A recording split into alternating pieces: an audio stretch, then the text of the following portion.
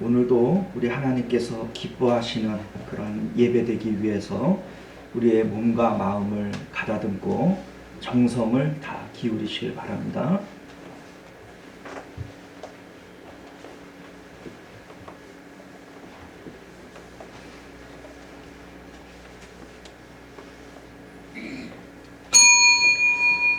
지금으로부터 3월 27일 3월 마지막 주일 우리 오전 예배를 하나님 앞에 드리겠습니다.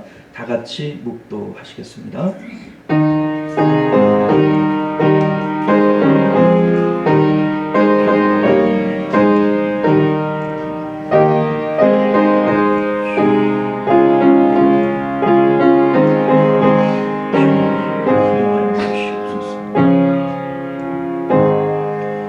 내 영혼아 여호와를 송축하라. 내 속에 있는 것들아 다 그의 거룩한 이름을 송축하라. 내 영혼아 여호와를 송축하며 그의 모든 은택을 잊지 말지어다. 아멘. 은혜로우시고 자비로우신 우리 주 하나님, 우리가 하나님의 은혜를 생각해 보면 참으로도 크고 넓고 정말 한량없는 은혜를 받았음에도 불구하고 마치 하나님 앞에 아무것도 받지 못한 사람들처럼 마음의 냉담함을 가지고 그렇게 살아왔던 지난 날들을 용서하여 주옵소서. 우리 하나님, 오늘도 주 앞에 예배할 때 주의 성령께서 우리 마음을 감동하여 주옵시고 하나님께서 기쁘게 받으실 만한 온전한 예배, 하나님 앞에 기쁨과 감사가 회복되어지는 그러한 복된 예배가 되도록 주님 감동하여 주시옵소서. 우리의 예배를 방해하는 모든 악한 권세들 예수 그리스도의 이름으로 결박하시고 물리치시며 오직 주의 성령만 가득한 그러한 온전한 예배가 되도록 은혜 베풀어 주시옵소서. 모든 영광을 주님 앞에 올려드리오며 거룩하신 우리 주 예수님 이름으로 간절히 기도드리옵나이다. 아멘. 우리 찬송가 36장 함께 찬양하겠습니다.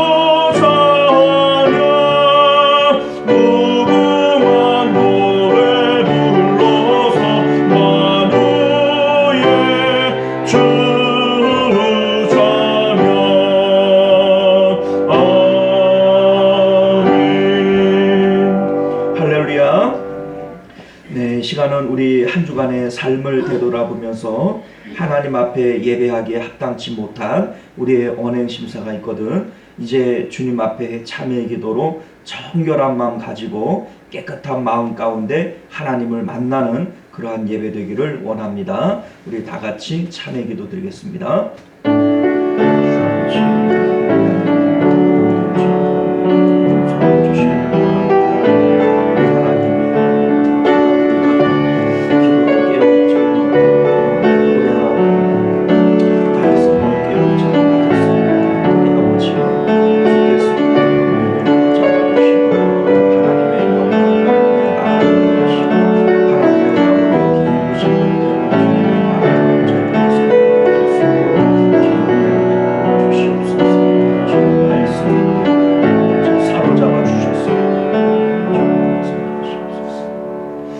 우리가 우리 죄를 자백하면 저는 미쁘시고 의로우사 우리 죄를 사하시며 모든 불의에서 우리를 깨끗게 하실 것이요 그러므로 이제 그리스도 예수 안에 있는 자에게는 결코 정죄함이 없느니라. 아멘. 자, 우리 교독문 18번 시편 31편 말씀 우리 교독하여 읽도록 하겠습니다. 여호와여 내가 주께 피하오니 나를 영원히 부끄럽게 하지 마시고 주의 공의로 나를 건지소서.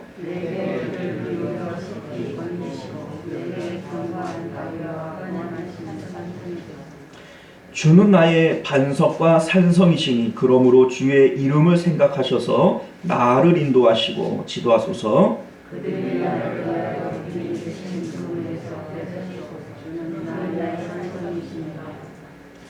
내가 나의 영을 주의 손에 부탁하나이다. 진리의 하나님 여호와여 나를 속량하셨나이다.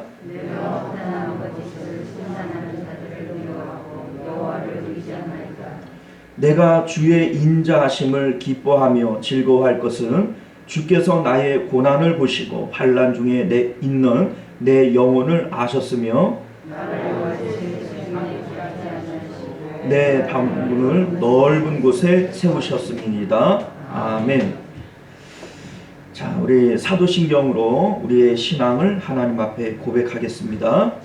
전능하사 천지를 만드신 하나님 아버지를 내가 믿사오며 그 외아들 우리 주 예수 그리스도를 믿사오니 이는 성령으로 잉태하사 동정녀 마리아에게 나시고 본디오 빌라도에게 고난을 받으사 십자가에 못 박혀 죽으시고 장사한 지 사흘 만에 죽은 자 가운데서 다시 살아나시며 하늘에 오르사 전능하신 하나님 우편에 앉아 계시다가 저리로서 산 자와 죽은 자를 심판하러 오시리라. 성령을 믿사오며 거룩한 공예와 성도가 서로 교통하는 것과 죄를 사하여 주시는 것과 몸이 다시 사는 것과 영원히 사는 것을 믿사옵나이다. 아멘. 자, 우리 찬송가 292장 함께 찬양합니다.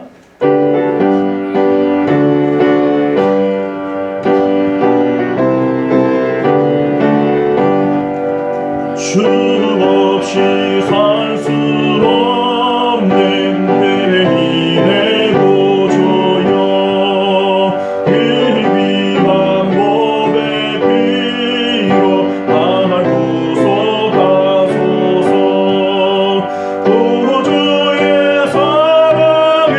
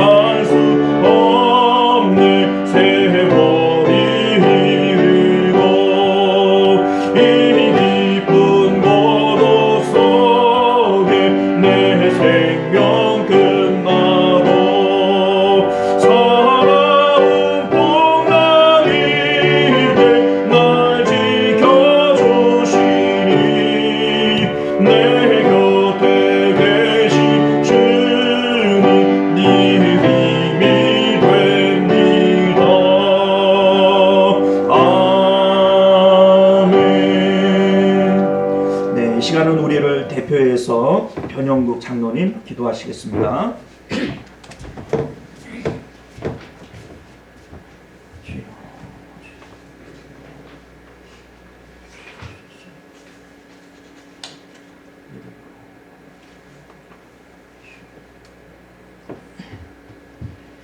전능하신 하나님 아버지, 우리를 주의 형상대로 지으시고 지켜주시며 주님의 사랑으로 살아가게 하신 하나님께 감사와 찬양과 영광을 돌립니다. 아멘. 한 주간도 우리의 생명을 연장시켜 주시고 주님의 은총 가운데 살아가게 하심을 감사드립니다. 아멘. 주님, 오늘도 복되고 거룩한 날 주님께 우리의 몸과 마음을 드립니다. 받아 주시옵소서. 아멘. 향기로운 산제사가 되도록 인도하여 주시옵소서. 하나님 아버지, 한 주간 살면서 고백할 죄악들이 너무도 많이 있습니다. 내 이웃을 내 몸과 같이 사랑하라 하셨건만 이웃의 잘못을 이해하기보다는 미워하고 분노하며 살았습니다. 이웃을 인정하고 격려함에도 매우 인색했습니다. 주님을 아는 지식이 너무 부족하여 알게 모르게 지은 죄악들도 많이 있습니다. 주님, 이러한 모든 죄를 흘리신 보혈의 피로 정결케 하여 주시어서 깨끗하고 정결한 마음으로 예배드리게 하여 주시옵소서. 주님, 우리의 삶 속에서 어렵고 힘들 때가 많이 있습니다. 우리의 문제들을 주님은 아실 줄 믿사오니 우리의 크고 작은 문제들을 해결하여 주시옵소서. 아멘. 실패와 좌절과 질병의 고통으로 억압된 우리 형제가 있다면 우리를 자유케 하려고 세상에 오신 주님께 모든 질고를 맡기오니 억압에서 자유함을 주시옵고 생명 되신 주님만을 바라보게 하옵소서. 아멘. 대한민국 상황을 주장하시는 하나님 아버지, 국가적 경제의 불황으로 인해 고통 중에 있는 국민들을 불쌍히 여겨 주시옵소서. 먼저 복음의 손길이 미치게 하여 주시옵소서. 정책을 담당하고는 위정자들을 주장하여 주셔서 국민을 위한다는 미명 아래 당락을 취하지 않게 하시고 진정으로 건강한 국가를 만들기 위해 위정자들의 마음을 주장하여 주시옵소서.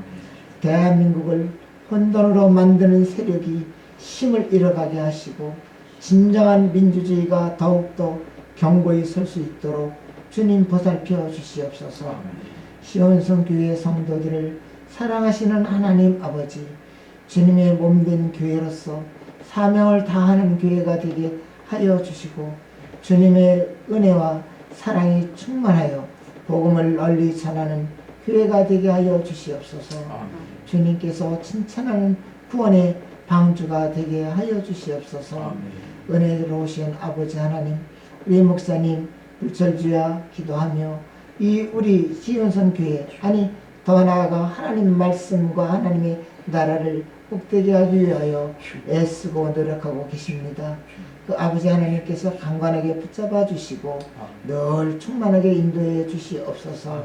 사랑하는 그의 가족 또한 우리 주님이 일일이 보살펴 주시고 인도해 주실 줄 믿사옵나이다. 우리 이 자리에 참석지 못한 우리 성도들 모든 가정마다 주님의 은총이 함께 하옵기를 간절히 바라오며 우리 주 예수님 이름으로 감사하며 간절히 기도드립니다. 아멘.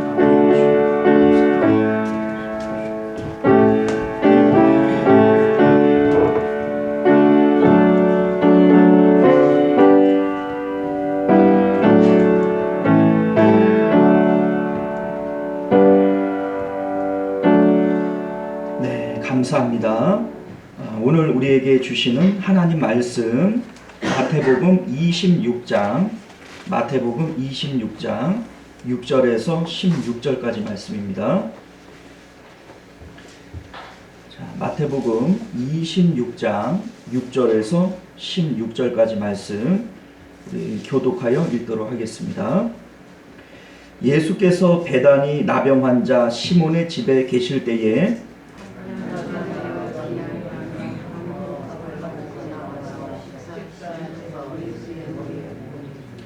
제자들이 보고 분개하여 이르되 무슨 의도로 이것을 허비하느냐?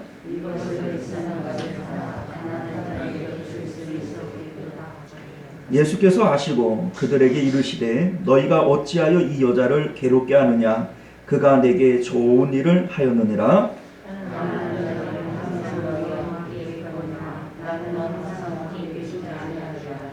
이 여자가 내 몸에 이 향유를 부은 것은 내 장례를 위하여 함이니라.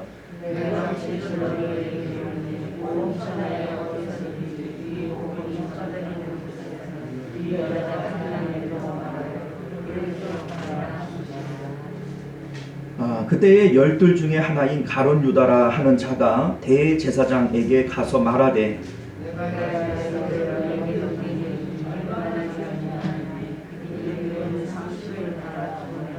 함께 했습니다. 그가 그때부터 예수를 넘겨줄 기회를 찾더라. 아멘. 자, 우리 잠시 기도하겠습니다. 은혜로우시고 자비로우신 우리 주 하나님, 이제는 주의 말씀을 받을 시간이 됩니다. 마음 가운데 지혜를 주시고 또 겸손한 마음 주셔서 하나님의 말씀이 오직 우리 심령들 가운데 하나님의 말씀 되어지도록 은혜 베풀어 주옵소서. 거룩하신 예수님 이름으로 간절히 기도드리옵나이다. 아멘. 네, 사랑하는 성도 여러분 반갑습니다. 오늘도 여러분들과 함께 예배할 수 있도록 은혜를 주신 하나님께 감사와 찬양을 올려드립니다. 오늘 우리는 함께 읽은 본문의 말씀을 중심으로 이 복음과 이 여자가 행한 일이라고 하는 제목으로 하나님 말씀 함께 나누고자 합니다. 이 복음과 이 여자가 행한 일. 자, 우리는 지난 시간까지 25장 말씀을 통해서 재림을 기다리는 성도의 삶에 대해서 말씀을 배웠습니다. 24장부터 이어지는 25장의 말씀은요, 예수님께서 공생의 기간 동안에 주셨던 마지막 말씀이 되어집니다. 물론 요한복음을 보게 되면 이 이후에도 다락방 강화라고 하는 그러한 가르침이 남아있지만 마태가 그 내용을 몰라서가 아니라 그 내용으로 마무리 짓지 않고 오늘 그 25장에 나오는 그 종말 때에 나오는 이 사건을 마지막 가르침으로 놓고 말씀하시는 데에는 특별한 의도가 있는 겁니다. 마태가 다락방 강화의 내용을 모르지 않죠. 분명히 알고 있지만 그것이 예수님의 마지막 가르침이 아니라 성전에서 종말의 때에 대해서 말씀하신 이 내용을 마지막 메시지로 전달하는 이유는요, 이것이 예수님 십자가 사건 이후에 재림을 기다리는 성도들의 삶의 모습이 되어져야 되기 때문에 그렇습니다.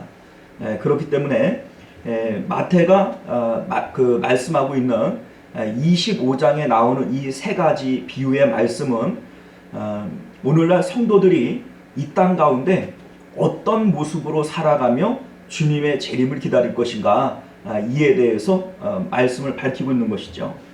자, 이 세 가지 비유의 말씀은 각각의 내용이 아니라 사실은 한 덩어리의 말씀입니다. 첫 번째, 열처녀의 비유를 통해서 주시는 말씀은요, 그 핵심이 깨어있으라 라고 하는 데 있습니다. 깨어있다 라고 하는 것은 의식하고 있다 라고 하는 것을 의미합니다.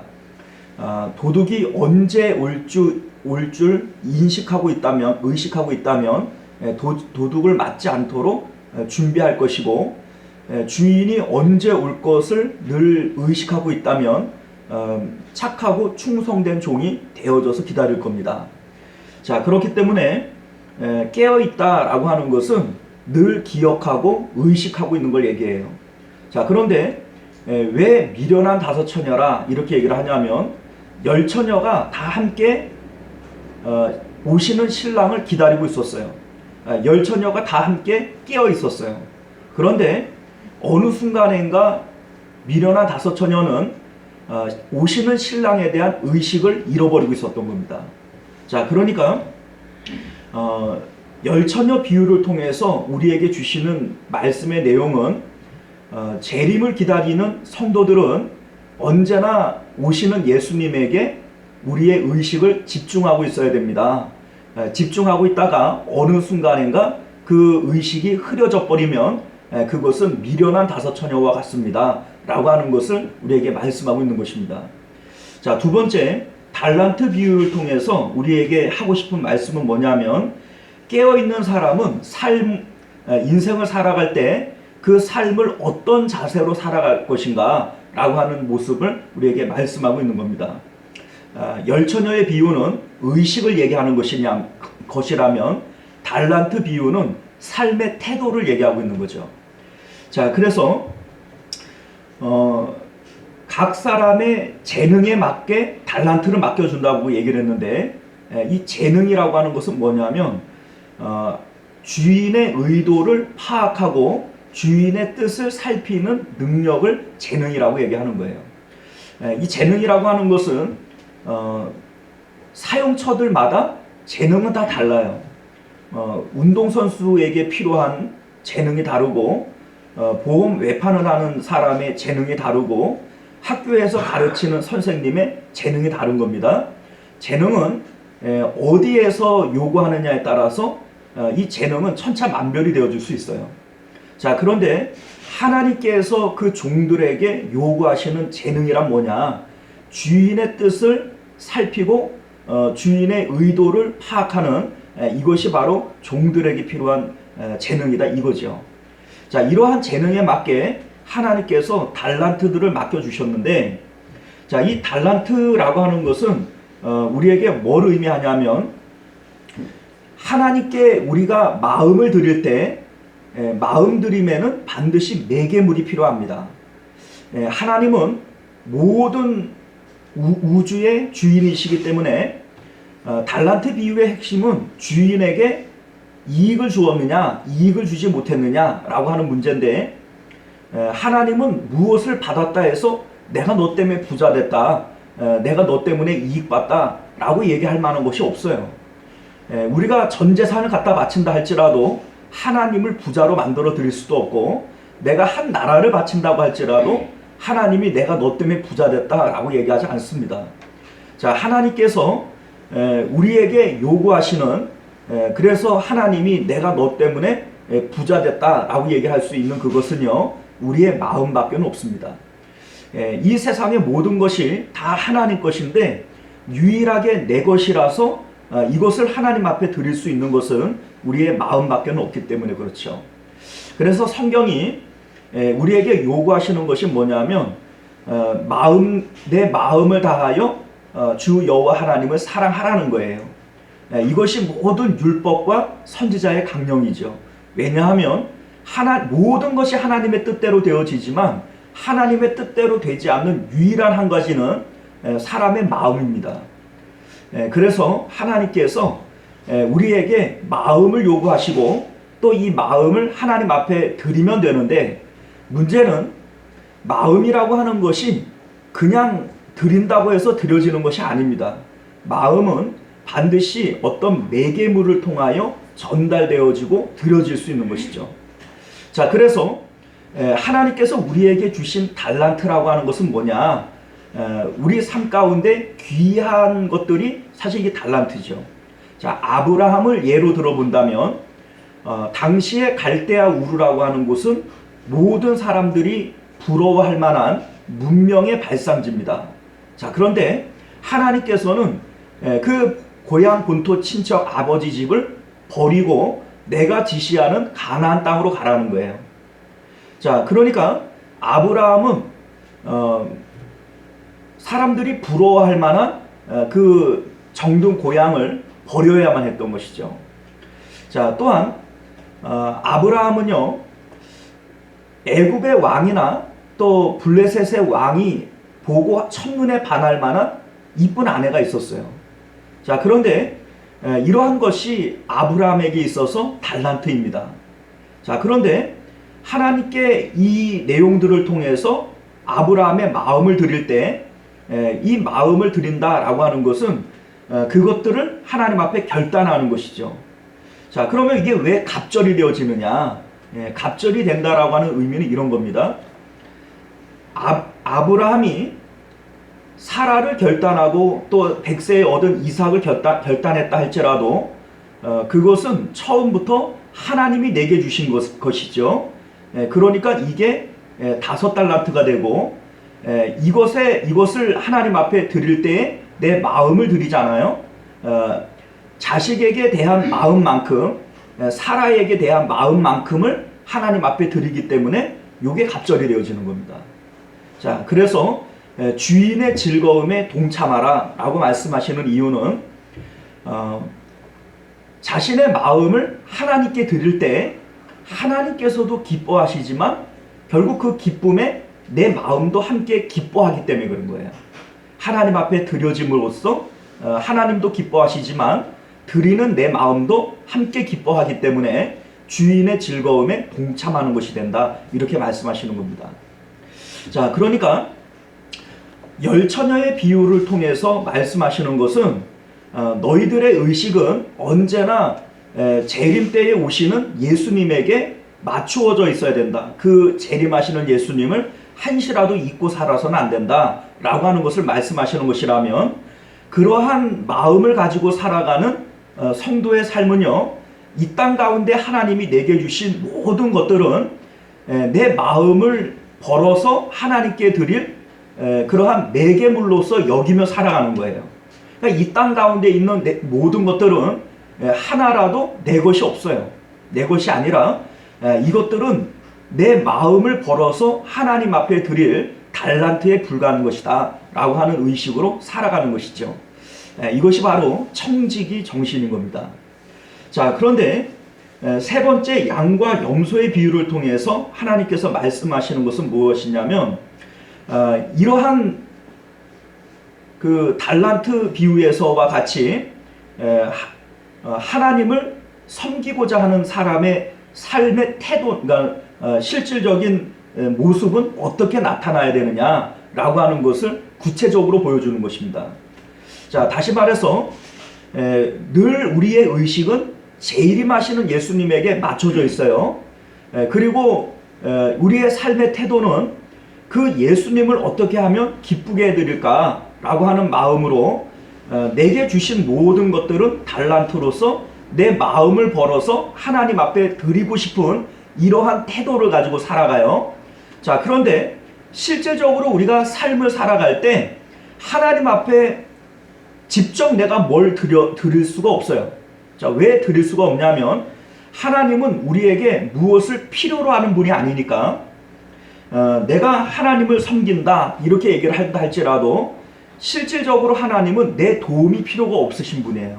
자, 그래서 그 하나님을 돕는 방법은 예수님께서 이 땅에 계셨다면 불쌍히 여기셔야 할 그 사람을 내가 불쌍히 여기고, 예수님께서 계셨다면 도와주었어야 할 그 사람들을 내가 주님을 대신해서 도와주면서 살아가는 그것이 주님을 기쁘시게 하는 것이다 라고 하는 것을 깨닫게 되어지는 것이죠.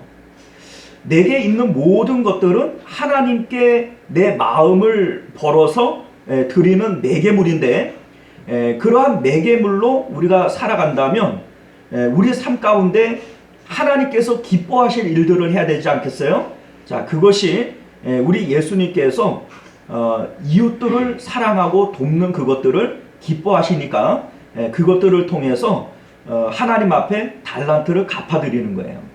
자, 그러니까 여기에 나오는 이 세 가지의 비유는 각각의 비유의 말씀이 아니라 사실은 한 덩어리의 내용을 3등분해서 우리에게 가르쳐주는 것이죠. 의식을 하나님 앞에 드리며 살아라. 그 드리며 사는 사람은 삶 가운데 있는 모든 것들을 내 것이라 생각하지 않고 다 주님 것이라 생각한다. 자, 그 사람은 이웃에 대하여 이 땅에 살아갈 때 소외되고 또 가난하고 작은 자들을 주님 대하듯이 그렇게 살아갈 것이다 라고 하는 내용을 세 가지 비유를 통해서 우리에게 말씀하시는 줄 믿습니다. 자, 오늘 한 여인이 예수님의 머리에 향유를 부은 사건은 우리에게 아주 유명한 말씀이죠. 자, 그런데 이 말씀의 내용도 앞에 나오는 내용과 연결이 되어지는 내용이에요. 자, 왜 연결이 되어지냐면 이러한 삶의 태도를 지금까지 25장까지는 복음에 대해서 얘기를 한 거예요. 자, 그런데 26장에 나오는 이 말씀은 그 복음을 듣고 난 다음에 복음에 반응하는 사람들의 모습들을 보여주는 것이죠. 자, 그러니까 앞에 나오는 이 복음의 말씀들은 듣는 사람들마다 나타나는 태도가 달라질 겁니다. 자, 이 태도에 대해서 보여주는 것이 오늘 우리가 함께 읽은 본문의 내용이다, 이 말씀이죠. 자, 우리가 보통 예수님의 머리에 향유를 부은 이 사건을 가장 많이 언제 듣냐면 헌신 예배 때 들어요. 예수님에게 가장 귀한 것을 아낌없이 드린 마리아처럼 우리도 하나님 앞에 헌신하자. 자, 이러한 그 내용으로 보통 헌신 예배 때 이 말씀을 많이 강조를 하고, 저는 예전에 교회 건축을 할 때 목사님이 건축 헌금 작정하기 전에 이 말씀 한번 하신 거 제가 기억이 나는데, 사실 오늘 본문을 연구해 보면 물론 뭐 그렇게 얘기할 수도 있지만 이거 헌신을 얘기하는 게 아닙니다. 이 본문의 내용은 우리에게 헌신을 얘기하는 것이 아니라 복음을 대하는 우리의 태도에 대해서 얘기하고 있는 거예요. 자, 먼저 이 본문이 언제 말씀이 되어졌는가 라고 하는 것을 우리가 살펴보면 마태가 우리에게 뭘 얘기하고 싶은지에 대한 내용이 나옵니다. 자, 오늘 말씀은요, 1절 말씀을 보면 예수께서 이 말씀을 다 마치시고 제자들에게 이르시되, 이렇게 되어져 있거든요. 자, 이 말씀을 다 마치신 때가 언제냐면 예수님께서 십자가를 지시기 한 3일 전, 뭐 학자들마다 이틀 전이다, 3일 전이다, 뭐 이렇게 얘기하는 경우들이 있는데, 성경에는 수요일 날, 그러니까 예수님이 금요일 날 십자가를 못 박히시잖아요. 그런데 수요일 날 사건이 없어요. 그러니까 수요일이라고 밝혀진 내용이 없어요. 그러니까 화요일 날 대신 사역의 내용이 많거든요. 그러니까 화요일 날, 수요일 날 이렇게 이루어진 일들이 전체가 그냥 화요일로 묶여져 버리는 거예요. 그래서 학자들마다 이 사건을 화요일에 있었던 일이다, 뭐 수요일에 있었던 얘기다, 뭐 이렇게 좀 내용이 분분합니다만, 어쨌든 예수님이 십자가에 못 박히시기 2, 3일 전에 있었던 일이 성전에서 제자들을 가르치신 일이에요. 자, 그러니까 24장과 25장에 나오는 내용은 예수님이 십자가에 못 박히시기 2, 3일 전에 있었던 일이다, 이렇게 보시면 되고요.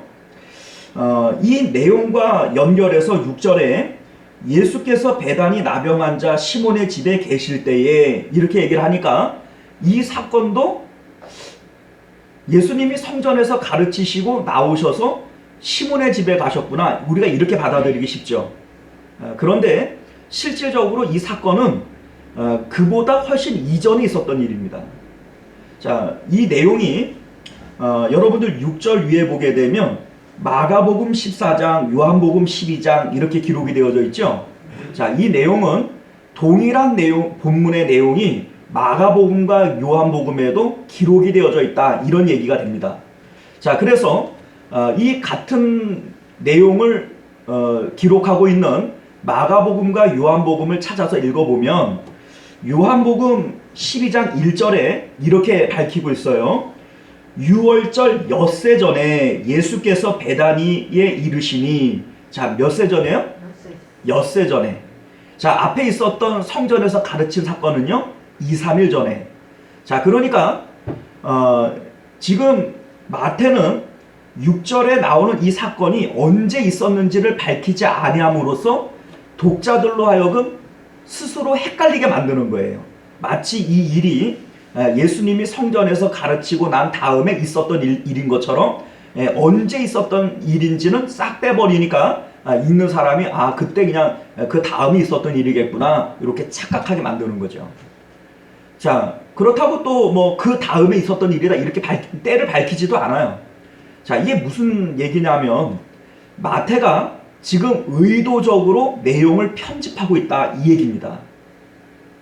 자, 왜 의도적으로 편집하느냐? 전달하고 싶은 메시지가 있기 때문에 그래요. 자, 예수님께서 성전에서 가르치고 난 다음에 나오셨어요. 그리고 난 다음에 예수님께서 지금까지 말씀하신 복음의 내용에 대해서 사람들이 나타내는 반응이 여러 가지로 나타납니다. 자, 먼저 3절 이하의 내용을 보게 되면요, 대제사장들과 백성의 장로들, 다시 말해서 당시의 종교 지도자들이 예수님을 잡아 죽일 것에 대해서 논의를 하고 있죠. 자, 소위 복음을 듣고 난 다음에 오히려 안티 크리스찬이 되어지고 예수님의 적대 세력이 되어지는 이러한 일들이 있죠. 자, 오늘날도 안티 크리스찬들이 있어요. 교회를 싫어하고 교회를 핍박하고 어떻게 하든지 교회를 없애고 싶어하는 이런 사람들이 있어요. 자, 그런데 여러분들, 그 사람들이 복음을 모를까요? 성경을 전혀 모르는 사람들일까요? 아니에요, 여러분들. 성경을 아예 모르는 사람은 교회에 대해서 아예 관심이 없어요. 교회에 대해서 적대 세력이고 적그리스도가 되어지고 안티크리스찬이 되어지는 사람들은 사실 우리들보다도 성경을 더 해박하게 알고 있는 사람들이 훨씬 더 많습니다. 자, 그들은 똑같은 복음을 받고서도 어떻게 반응해요? 안티크리스찬이 되어지고 적그리스도가 되어지고 예수를 잡아 죽일 그러한 음모를 꾸미게 되어진다는 거예요. 자, 반면에 14절 이하의 내용을 보게 되면요, 가룟 유다가 예수님을 팔아버릴 그러한 결심을 가지고 대제사장을 찾아가게 됩니다. 똑같이 예수님의 복음의 말씀이 맞춰지는 25장을 끝으로 제자 중에 하나인 가룟 유다가 자신의 이익에 예수님이 반하여진다, 예수님은 내가 생각하고 있는 이익과 맞지 않는다 라고 하는 생각을 가지고 예수님을 팔아버리는 거예요. 복음을 듣고 난 반응이 예수님을 팔아버리는 거예요. 자, 그러니까 가룟 유다는 지금까지 복음을 따라다녔던 것이 아니라 자기의 욕심을 따라다닌 것이고 자기의 이익을 따라 예수님을 따라다녔던 것이죠. 자, 그랬던 가룟 유다는 결국은 예수님을 팔아먹습니다. 자, 그러니까 예수님의 복음이 25장까지 소개가 되어졌어요. 그렇죠? 그리고 난 다음에 나타나는 복음을 대하는 태도들에 대해서 말씀하고 있는 거예요. 누군가는 이 복음에 대하여 안티크리스찬이 되어지고 또 누군가는 이 복음을 자기의 사욕에 사용하면서 예수를 팔아먹는 사람이 되어지고, 그러나 너희들이 복음을 대하는 올바른 태도가 있다. 이 복음을 대한 올바른 태도는 여기 이 본문에 나오는 향유를 부은 한 여인과 같아야 된다라고 하는 것을 우리에게 전달하고 싶은 거예요. 그래서 이 사건은 예수님 십자가 사건 엿새 전에 있었던 일인데 지금 이틀 남아있는 상황 가운데 이 내용을 지금으로 끄집어들이고 읽는 독자들로 하여금 요게 지금 있었던 일인 것처럼 헷갈리게 만들어버리는 거죠. 자, 이해하셨어요? 자, 그러니 오늘 본문의 말씀은 우리가 지난 시간에 배웠던 25장까지의 말씀과 동떨어진 내용이 아닙니다. 자, 25장에 나오는 이 복음의 말씀은요, 예수님의 재림을 기다리는 성도의 삶은 온통 하나님으로, 예수님으로 채워지고 우리의 인생은 오직 주님만을 위해서 살아야 되고 뭐 이거 지금 얘기하고 있었던 거 아닙니까? 자, 그런데 이 복음을 듣고 난 다음에 사람들의 반응은 여러 가지 양상으로 나타나더라. 예수님을 죽이려고 하는 자, 예수님을 팔아먹으려고 하는 자, 그러나 너희들은 이 복음에 대하여 향유를 부은 이 여인과 같은 태도를 취하여야 된다라고 하는 복음에 대한 합당한 태도에 대해서 오늘 본문이 우리에게 가르쳐주고 있는 거예요. 자, 그러니까 이 내용은 헌금 많이 내라고 헌신을 강조하는데 사용되어질 그런 본문이 아닌 거죠, 사실. 자, 이해 가셨죠? 자, 그래서 먼저 우리가 여기에 나오는 이 예수님의 머리에 향유를 부은 이 여인이 누군가, 이걸 우리가 좀 먼저 밝히고 시작하는 것이 좀 이해하면 좀 쉬울 것 같아요. 오늘 본문에는 이 여인이 누군지에 대한 것을 밝히고 있지 않아요. 그렇죠? 마가복음에서도 안 밝힙니다. 자, 그런데 요한복음이 이 여인이 누군지를 그 이름을 실명으로 밝히고 있어요. 요한복음 12장 3절을 보면 마리아는 지극히 비싼 향유, 누구가요? 마리아는, 자, 이 마리아가 어떤 마리아냐면 죽었다가 살아난 나사로의 누이 동생 마리아예요.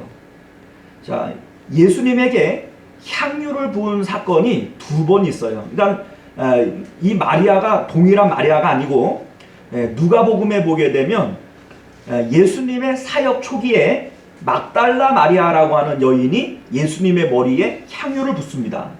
자, 그런데 이 막달라 마리아는 7 귀신 들렸다가 예수님에게 고침받은 여인이고요.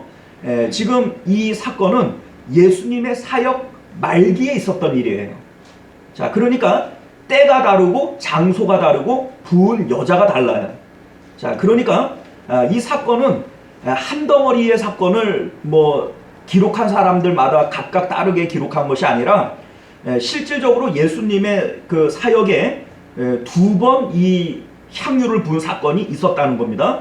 자, 여기에 나오는 이 여인은 죽었다가 살아난 나사로의 누이 동생 마리아예요. 자, 이 마리아가 지극히 비싼 향유 곧 순전한 나드 한 근을 가져다가 예수의 발에 붓고 자기 머리털로 그 발을 닦으니 향유 냄새가 집에 가득하더라. 이렇게 요한복음이 소개를 하고 있습니다. 자, 그러면 우리는 이런 생각이 들어요. 마태복음과 마가복음은 왜 이 여인의 이름을 밝히지 않고 그냥 한 여인이다 이렇게 얘기를 하고, 요한복음은 왜 그 여자의 이름을 분명하게 마리아다 이렇게 밝히고 있는 걸까? 이유가 있습니다. 자, 마태복음과 마가복음은요, 그 기록 연대가 보통 AD 60년에서 70년 사이로 봐요. 학자들마다 65년이다, 64년이다 얘기하는 것들은 분분하지만 그 모든 내용들을 간추려 보면 AD 60년에서 70년 사이에요. 이때 기록이 됩니다. 근데 요한복음은 언제 기록이 되어지냐면 AD 80년에서 90년 사이에요. 그러니까 시간적으로 한 20년 정도의 갭이 나죠. 자, 이게 뭘 얘기하냐면 당시의 유대 사회나 또 로마의 식민 통치를 받았는데 로마 정부도 기독교를 탄압하고 또 억압했죠. 자, 그러니까 마태나 마가가 이 복음서를 기록할 때에는 이 여자의 이름을 실명으로 거론하는 것이 이게 상당히 부담스러운 거예요. 왜냐하면 실명으로 거론했고 이 성경이 누군가에게 읽혀졌을 때 그 마리아가 표적이 되어질 수 있기 때문인 거죠. 자, 그런데 요한복음이 기록되어졌을 때는 이미 80년, 90년 이렇게 된다 그랬잖아요. 자, 그러니까 이 마리아가 이미 죽은 상태인 거예요. 그냥 아무리 밝혀도 이제는 어떻게 할 방법이 없는 거죠. 자, 그래서 요한복음은 이 여자의 이름을 밝히고 있고 마태복음과 마가복음은 밝히고 있지 않다 이 얘기죠. 자, 그러면 이제부터 우리가 본문에 나오는 이 익명의 여인을 나사로의 누이 동생 마리아다 이렇게 놓고 우리가 말씀을 좀 살펴봅니다. 우리가 오늘 말씀의 핵심이 되어지는 오늘 말씀의 제목이 13절에서 뽑아온 건데 우리 13절 같이 한번 읽어볼까요? 시작. 내가 진실로 너희에게 이르노니 온 천하에 어디서든지 이 복음이 전파되는 곳에서는 이 여자가 행한 일도 말하여 그를 기억하리라 하시니라. 자, 이 복음이 전파되는 곳에는 이 여자가 행한 일도 말하여 여자를 기념해라. 지금 이 얘기죠. 자, 그런데 여러분들이 복음을 받으실 때 예수님 믿어야 천국 갑니다. 예수님의 십자가가 우리를 구원합니다. 이런 여러분들이 복음을 받으실 때 이 여자가 행한 일도 소개 받으셨어요? 받으신 적 있어요? 예수님은 분명히 복음이 전파되는 곳마다 이 여자가 행한 일도 전하라 했잖아요. 그런데 여러분들은 복음은 받았지만 이 여자가 행한 일은 전달받지 못했어요. 자, 그러면 뭔가 잘못된 거 아닙니까? 예수님께서 성찬에 대한 것을 나를 기념하라 명령하셨고, 이 일에 대한 것은 교회가 1년에 몇 차례씩 성찬식을 함으로써 분명히 시행하고 있습니다. 그렇죠? 그런데 분명히 예수님께서 이 본문에 대한 것도 이 복음이 전파되어지는 곳들마다 이 여자가 행한 일도 전파해라 라고 말씀하셨어요. 그런데 왜 이 여자가 행한 일은 우리가 복음을 받을 때 전파하지 않는 걸까요? 실질적으로 사도행전을 보면요, 사도행전에 사마리아와 땅끝까지 복음이 전파되어지는 과정 가운데 이 여자에 대한 언급을 한 곳은 한 곳도 없어요. 사도행전에서조차 없어요. 사도 바울이 서신서 가운데 얘기를 할 때에도 이 여자가 행한 일에 대한 것을 사도 바울이 언급한 예도 한 번도 없어요. 그렇지 않습니까? 어디서 한번 본 적 있으세요? 없어요. 자, 그러면 왜 예수님께서 분명히 이 여자가 행한 일을 복음이 전파되는 곳들마다 함께 전파해라 라고 얘기를 했는데, 제자들은 이 예수님의 말씀을 그냥 다 귓등으로 여겨버리는 걸까? 이상하지 않습니까? 자, 여러분들, 여기서 말씀하고 있는 것은 실질적으로 이 여자가 행한 일을 얘기해서 이 여자처럼 해라 이런 의도로 예수님이 말씀하신 게 아니기 때문에 그래요. 그러니까 제자들이 후에 이 여자가 행한 일이 무엇인지 그 의미를 파악하고 나니까, 그 의미가 뭔지를 알으니까 복음이 전파되어지는 곳들마다 이 의미를 전한 것이지, 이 여자가 행한 이 일을 고지곳대로 예수님 당시에 이런 일이 있었는데 예수님께서 복음 전파할 때 이 여자도 같이 전파하라고 그랬다, 그러니 나도 이 복음을 전파하니까 이 여자가 행한 일도 전파한다, 이렇게 기계적으로 하지 않았다는 거예요. 기계적으로 하지 않았지만 이 여자가 행한 일에 대한 의미를 분명히 알고 제자들은 전파했다 이 얘기입니다. 자, 이해가시죠? 자, 그러면 이 여자가 행한 일이라고 하는 것은 무엇이고, 전파하라고 얘기했던 예수님의 말씀의 의도는 무엇인가, 우리가 요거를 좀 파악을 해봐야 되겠죠. 자, 무슨 얘기냐면요, 이 말씀의 내용은 헌신해라, 헌금해라 이런 내용이 아니라 이 여인의 복음을 대하는 태도가 예수님의 마음에 합당했기 때문에 복음을 대하는 우리의 태도가 이 여인과 같아야 된다. 복음이 전파되어지는 곳들마다 이 여인이 복음에 대하여 가졌던 이 태도가 함께 전파되어져야 된다. 이 말씀을 하고 있는 겁니다. 자, 그러니까 우리가 이 복음에 대하여 가져야 할 태도가 무엇이냐. 자, 여러분들, 마리아는요, 죽었다가 살아난 나사로의 누이 동생으로서 예수님, 사람의 죽음과 부활에 대해서 누구보다도 생생한 체험을 가지고 있었던 사람일 겁니다. 자, 그런데 예수님께서 지금 2절과 4절에서 예수님의 십자가의 죽으심에 대해서 또 예고를 하고 있어요. 그렇죠? 2절을 보면 너희가 아는 바와 같이 이틀이 지나면 유월절이라 인자가 십자가에 못 박히기 위하여 팔리리라 이렇게 말씀하세요. 자, 그리고 실질적으로 4절을 보면 종교 지도자들, 당시의 대제사장들과 백성의 장로들이 예수를 잡아 죽일 흉계를 꾸미고 있습니다. 자, 이러한 지금 상황 가운데 마태는 의도적으로 엿새 전에 있었던 그 마리아의 향유 부은 사건을 요 다음으로 끄집어 올리고 있는 거예요. 자, 이게 지금 뭐 얘기를 하고 있는 거냐면 예수님의 죽음에 대해서 이 여자가 보였던 태도를 얘기하고 있는 겁니다. 자, 먼저 우리가 내용을 좀 살펴보면요, 베다니에 사는 문둥병자 이렇게 되어져 있죠. 예수께서 베다니 나병 환자 시몬의 집에 계실 때에, 자, 이 베다니는 죽었다 살아난 나사로가 살던 동네예요.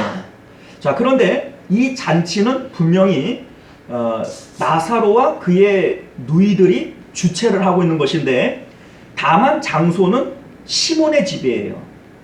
자, 그런데 여러분들, 학자들은 여기에 대해서 여러 가지 이제 의견들을 냅니다. 잔치를 벌이려면 예수님을 따라다니는 12명의 제자들, 또 그 외에도 그런 식객들 여러 명들이 있을 것이고, 나사로의 집이 작았기 때문에 그보다는 큰 시몬의 집으로 잔치자리를 잡았을 것이다, 이렇게 보는 거죠. 자, 그런데 사실은 그런 여러 가지 이유야 어찌 되었던 간에 시몬의 집에서 이 만찬 자리가 이루어진다라고 하는 것이 상징성을 갖고 있어요.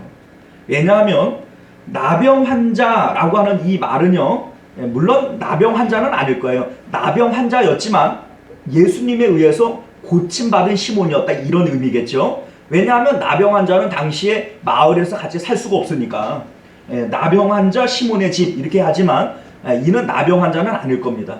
예전에 나병을 알았던 시몬이었다, 이 얘기가 되죠. 자, 그런데 왜 하필이면 나병인가? 자, 온 인류의 죄를 나병의, 문둥병에 표현을 하는 거예요.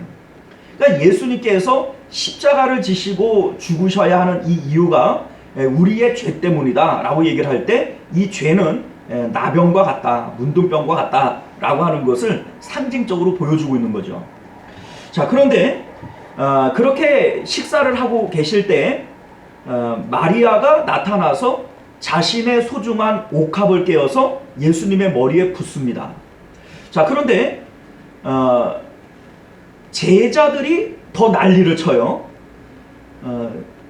이 옥합은 분명히 마리아 건데, 손해를 봐도 마리아가 보고 자기 것을 자기 마음대로 쓰는 게 당연한데, 제자들이 그냥 더욱 분개를 해가지고, 이거를 가난한 사람들한테 나눠주면 얼마나 좋은데 이거를 왜 허비를 하느냐, 막 이렇게 막 예수님과 이 여자를, 마리아를 그냥 싸잡아서 그냥 나무라고 막 억압을 하는 거죠.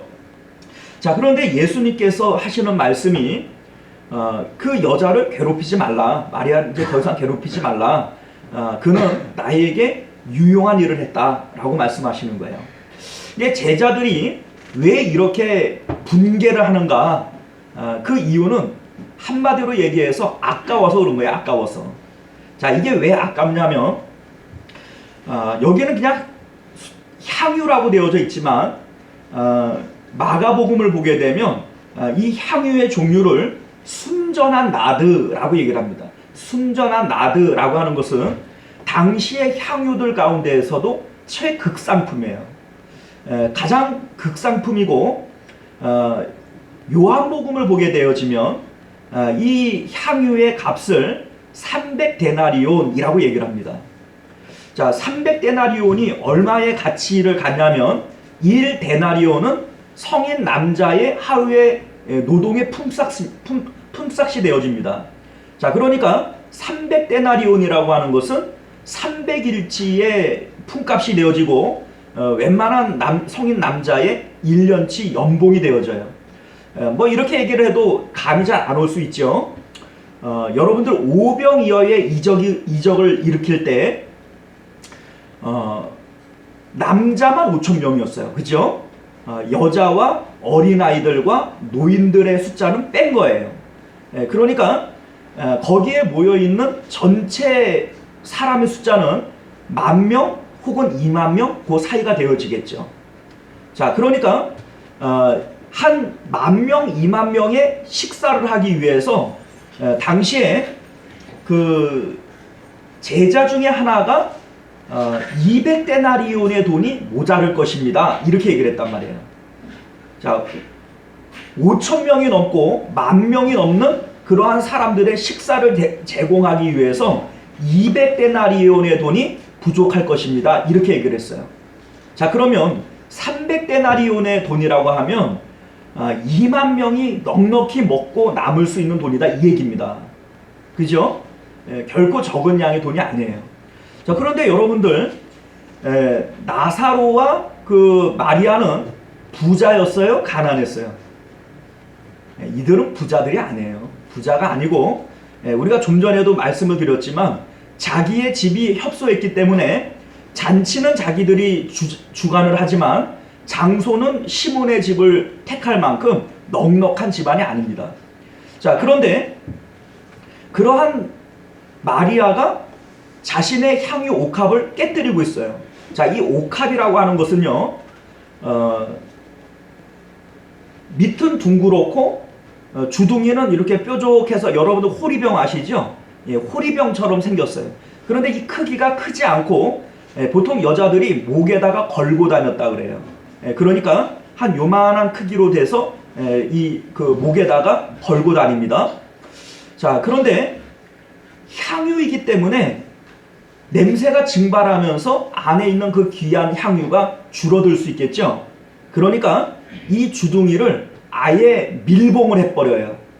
그래서 사용을 하려면 옥합을 깨버려야 되는 거예요. 그리고 한 번 깨어진 이 옥합은 두 번 사용할 수가 없습니다. 자, 그러니 보통 이 옥합은 자기 인생을 걸 만한 아주 중요한 사건이 아니면 깨질 않는 거죠. 자기 일생일대에 그러한 귀중한 일이 있을 때만 깨어지고, 또 이거는 사실은 정말 돈이 급박할 때 요거를 팔아서 살고자 달고 다니는 거죠. 살기 위해서 이 향유는 지니는 것이지, 이거는 그냥 허비하려고 지니는 게 아닙니다. 자, 그런데 여러분들, 향유를 부은 이 사건을 제자들은 허비한다 라고 얘기를 하며 분개할 때 예수님께서는 이 여자를 더 이상 괴롭게 하지 말아라, 이 여자가 나에게 좋은 일을 했다 라고 말씀하시며, 이 여인이 나의 장례를 위하여 준비했다 이렇게 말씀하세요. 나의 장례를 위한 것이다 이렇게 말씀하세요. 그러니까 이제 보통 학자들이 이 내용을 유대인들이 장례를 치를 때에는 한 3일째 되는 날에 이 몸에다가 향유를 바릅니다. 이제 몸에서 썩은 내가 나게 되어지니까 이제 향유를 발라요. 그러니까 내 장례를 위한 것이다 이렇게 얘기를 하니까 유대인의 장례의 절차 가운데 하나인 향유를 발라드리는 것을 이 여인이 미리 한 것이다 이렇게 학자들이 봅니다. 근데 그 틀린 얘기예요. 그럴 수가 없어요, 여러분들.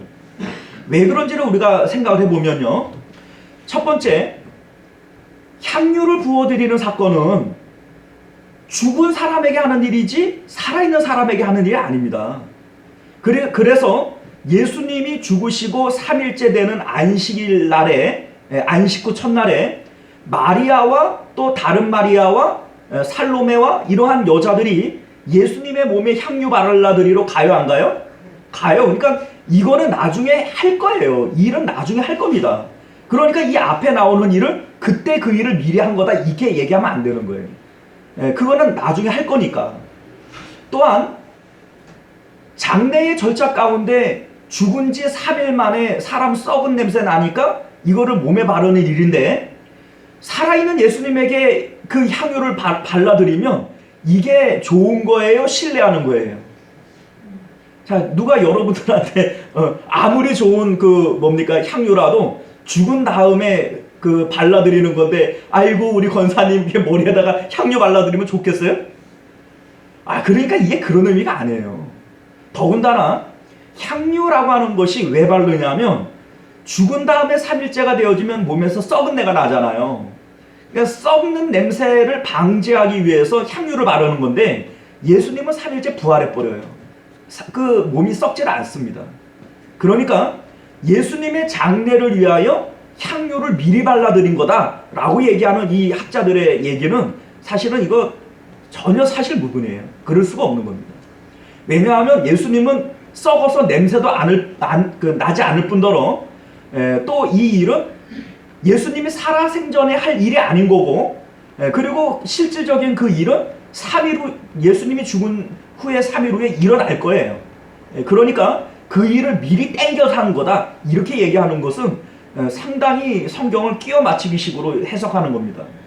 자, 그러면 여기서 말씀하고 있는 나의 장래를 위한 것이다 라고 말씀하시는 것은 무엇이냐면, 지금 좀 전에 예수님께서 죽으실 것에 대한 십자가 예고를 했어요. 인자가 십자가를 지기 위해서 사람들에게 팔리리라, 이런 말씀을 하셨고, 실질적으로 이 일은 먼 훗날 일어날 일이 아니라 이제 한치 앞에 일어날 일이에요. 그래서 가룟 유다는 눈치 빠르게 예수님을 팔아먹습니다. 아, 이게 진짜 곧 일어나겠구나 라고 하는 것을 인식을 하고 예수님을 팔아먹는 거예요. 그러니까 이 여인도 이 일이 분명히 일어날 것에 대한 것은 아마 생각을 하고 있을 수도 있어요. 자, 이 상황 가운데 지금 자신을 위해서 가장 소중한 이 옥합을 깬다라고 하는 것은 무엇을 의미하냐면, 우리가 좀 전에도 말씀을 드렸지만 이 옥합은 함부로 깨는 게 아닙니다. 자기의 몸과 마음과 자기 인생을 전체를 드릴 수 있는 그러한 상대가 나타나야만 깨는 거예요. 그러니까 십자가 예고를 한 상태에서 이 여인은 예수님에게 뭘 지금 말씀하고 있는 거예요?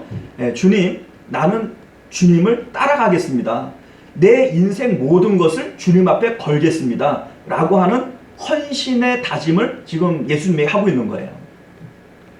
자, 그래서 예수님의 장래를 위한 것이다 라고 하는 말의 의미는, 이 장래는 십자가를 의미하지요. 십자가를 대하는 우리의 태도는 우리가 죽기까지 주님을 따르겠습니다, 나는 주님과 함께 내 운명을 같이 하겠습니다 라고 하는 이 여인의 고백과 같은 태도를 취해야 된다 라고 하는 것을 말씀하고 있는 거예요. 사랑하는 성도 여러분, 이 복음이 전파되어지는 곳에는 이 여인이 행한 일도 전파해라, 이렇게 말씀하시죠. 자, 그러니까 실질적으로 우리가 보면 사도행전이나 또 사도 바울이 복음서 가운데, 그 서신서 가운데 이 여인에 대한 일들은 하나도 기록한 것이 없어요.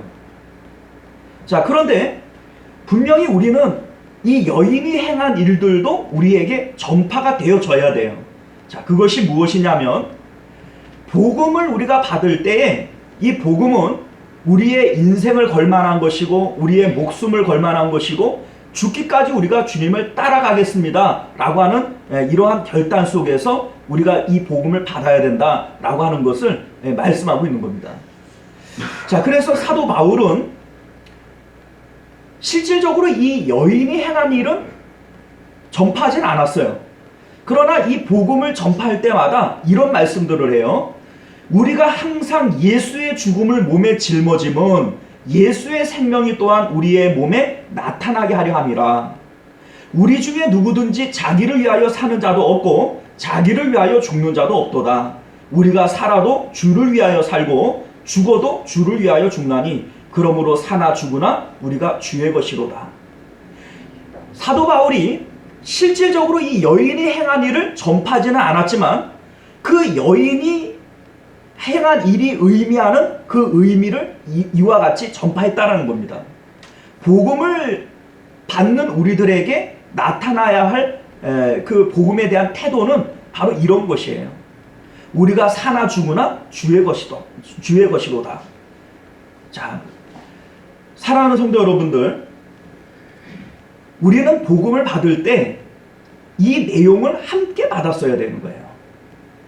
복음을 받았는데 이 여인이 행한 일, 이 여인이 행한 일에 대한 의미를 함께 전달받지 못했다면 여러분들은 복음 받은 게 아니에요. 왜냐하면 예수님께서 내 이 복음이 전파되어지는 곳에는 이 여자가 행한 일도 반드시 전파하라고 그랬거든요. 그러니 이 복음과 이 여자가 행한 일의 의미는 함께 가야 되는 것이지 따로 갈 수 없는 거예요. 둘 중에 하나만 전해졌다면 이걸 온전하게 전해진 게 아닙니다. 다시 말해서 우리가 십자가 복음을 받고 이 복음이 어떤 의미인지에 대한 의미로서 이 여자가 행한 일도 함께 소개를 받았어야 돼요. 그래야 온전한 복음을 받은 겁니다. 자, 그 의미가 뭡니까? 이 복음은요, 우리의 목숨을 걸 만한 일이고 우리의 인생을 걸 만한 일입니다. 정말 결정적인 순간에 가룟 유다는 예수님을 팔아버리고 도망가 버려요. 그러나 이 여인은 십자가 복음이, 예수님의 십자가가 예고되어지는 그 시점에서 이 옥합을 깨므로써 나는 이 주님과 함께 내 삶을 주님 앞에 드리겠습니다 라고 하는 고백을 하고 있는 거예요. 다시 말해서 복음을 대하는 태도를 얘기하고 있는 겁니다. 사랑하는 성도 여러분, 오늘날 우리의 복음을 점검해 보시길 바랍니다. 내가 가지고 있는 이 복음은 이 여인이 예수님 앞에 보여줬던 태도와 같은 의미의 복음을 가지고 있는가? 내가 혹 가룟 유다처럼 내 인생을 보다 좋게 만들기 위해서 예수님을 따라다니는 것은 아닌가? 그렇다면 우리는 잘못된 복음을 받은 거예요. 복음은 나를 부자로 만들기 위해서 혹은 나를 인생에서 성공시키기 위해서 그렇게 우리에게 주어지는 게 아닙니다. 가룟 유다는 그런 의미로 예수님을 따라다녔고 결정적인 순간에 예수님을 팔아먹어버리죠. 복음을 대한 온전한 태도, 이 향유 부은 여인을 통해서 우리의 믿음을, 우리의 복음을 다시 한번 점검해 보실 수 있는 저와 여러분들 되시길 바랍니다. 기도하겠습니다. 은혜로우시고 자비로우신 우리 주 하나님, 예수님께서는 25장까지 복음의 내용을 소개하신 이후에 복음을 받는 사람들의 여러 가지 태도에 대해서 말씀하셨습니다. 그리고 향유를 부은 이 여인을 통하여 복음을 대하는 올바른 태도가 어떤 것인지에 대해서 말씀하십니다. 이 복음이 전파되어지는 곳에는 이 여자가 행한 일들도 전파하라.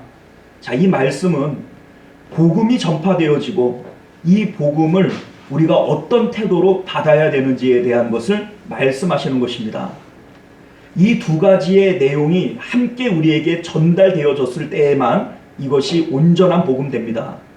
혹 우리는 예수님 믿으면 구원받는다고, 십자가에서 우리가 구원받았다고 이러한 복음은 받았지만 이 여자가 복음에 대하여 대하는 태도를 우리가 받지 못했다면 우리는 온전한 복음을 받은 것이 아닙니다. 우리 하나님, 우리의 복음을 점검해서 이 여인이 복음에 대한 태도를 가졌던 것과 같은 그러한 모습을 갖출 수 있는 저희들 되게 하여 주시옵소서. 거룩하신 우리 주 예수님 이름으로 간절히 기도드리옵나이다. 아멘. 자, 우리 찬송가 50장 1절 찬양 드리시면서 드려진 예물을 하나님 앞에 봉헌하도록 하겠습니다.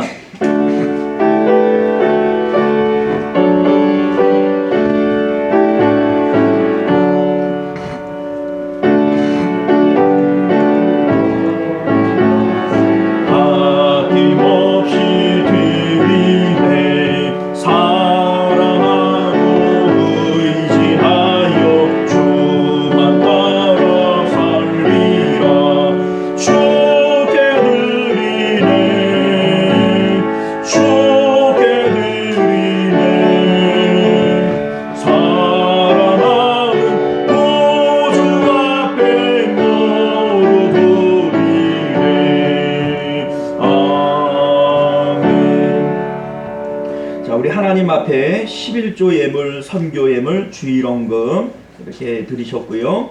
우리 김종규 집사님 생일 감사원금 드리셨습니다. 자, 우리 집사님은 안 오시고 우리 권사님이 드신 모양이네요.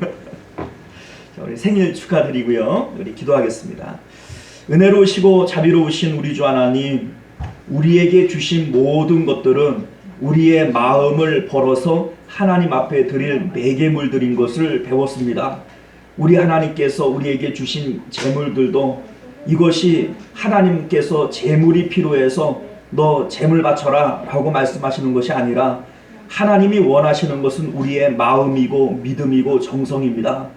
하나님께서 예물과 더불어 우리의 믿음을 받으시고 우리의 정성과 마음을 받아주시기를 원합니다.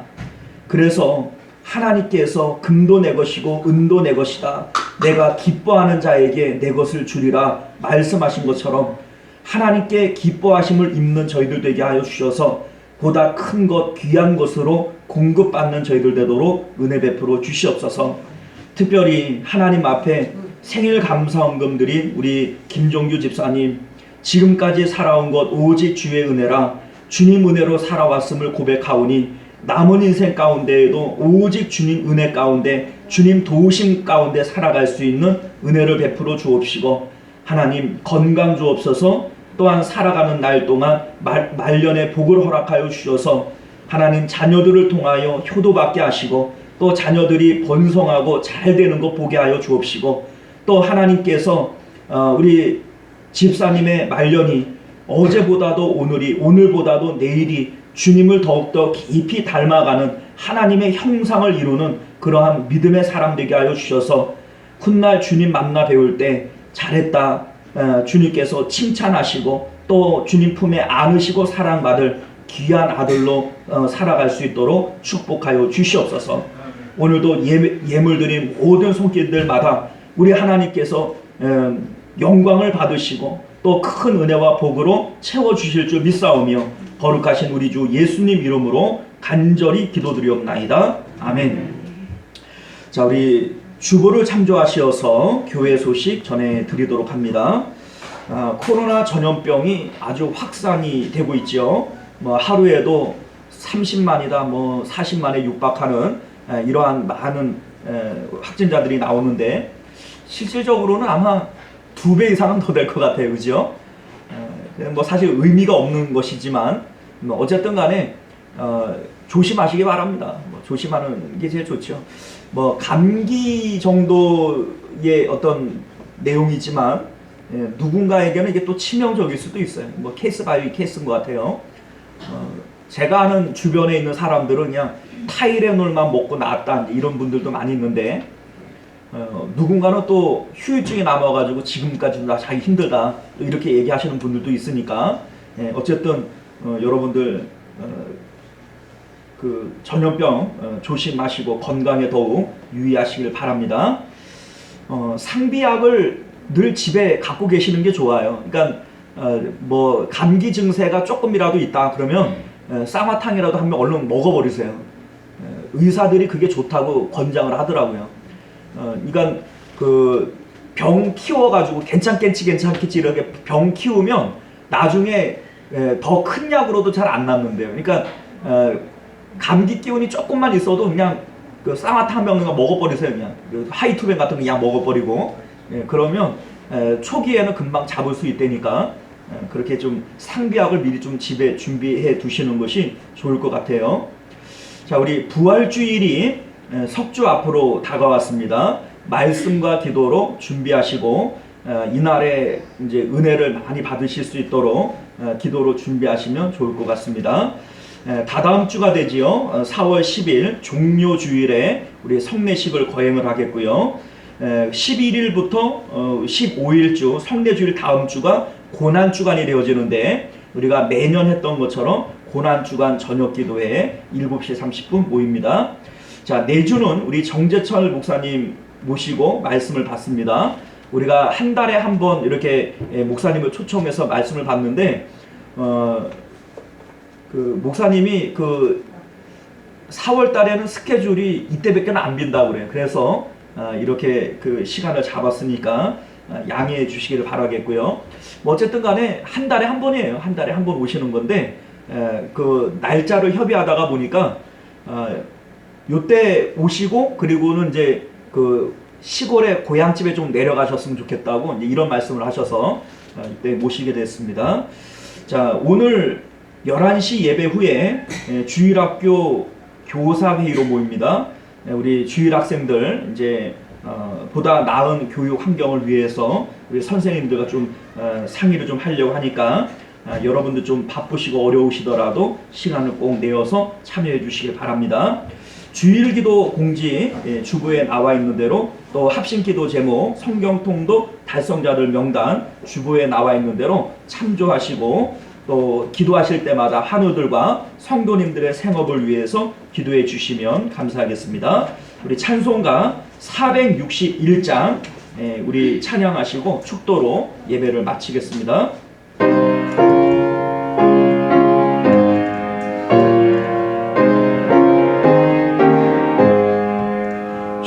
십자가를 질 수 있나 주가 물어보실 때 죽기까지 따르오리 성도 대답하여라 우리의 심령 주의 것이니 주님의 영상 만드소서 주인 못 따라 살아갈 동안 사랑과 충성 늘 바치오리. 사절합니다. 이런 일다 이런 일 다 할 수 있나 주가 물어보실 때 이 용감한 자 바울처럼 성뜻 대답하리라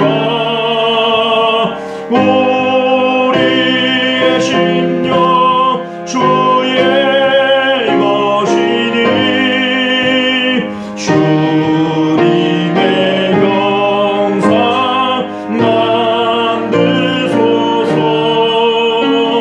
주인 못 따라 살아갈 동안 사랑과 충성 늘 바치오리라.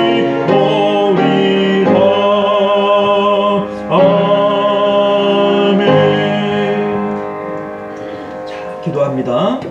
지금은 우리 주 예수 그리스도의 은혜와 한량 없으신 하나님 아버지의 사랑하심과 내주하시고 교통하시는 성령 하나님의 인도 보호하심이 오늘도 복음을 대할 때에 향유를 부은 마리아와 같이 죽기까지 주님을 따르오리 내 인생 전부를 주께 드리오리 그렇게 복음에 합당한 태도를 갖기를 원하는 우리 모든 성도님들과 그들의 가정과 자녀들과 생업 가운데 그리고 우리 시온성교회와 만국교회 가운데 지금으로부터 영원토록 함께 있을지어다. 아멘.